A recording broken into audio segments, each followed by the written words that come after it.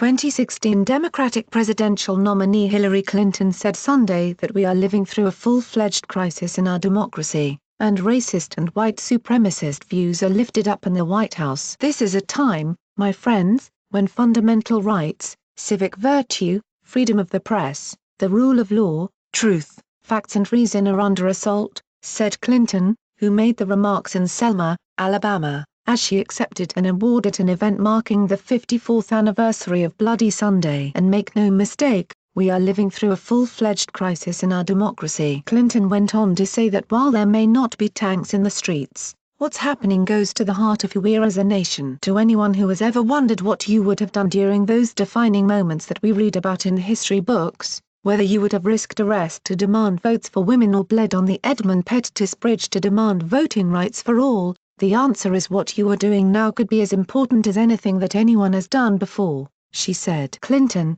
who did not directly mention President Donald Trump in her remarks, took aim at the administration of her former rival, suggesting his White House espouses racist views. When racist and white supremacist views are lifted up in the media and the White House, when hard-fought for civil rights are being stripped back, when the single most important fight of our time, which makes it possible to fight every other fight and must be, as Frederick Douglass would say, our North Star, the fight to protect our vote, is not gathering the momentum and the energy and the passion it deserves, we have a lot of work to do, don't we? She said. Later in her speech, Clinton, in an effort to highlight what she described as the severity of voter suppression, spoke about the state of Georgia. She said former Georgia gubernatorial candidate Stacey Abrams, who lost her election last year by a close margin, should be governor, leading that state right now. She also said that Abrams, who alleged voter suppression in the wake of her defeat, sounded the alarm as a legislator back in 2014 that her state was systematically suppressing the right to vote. To combat the issue,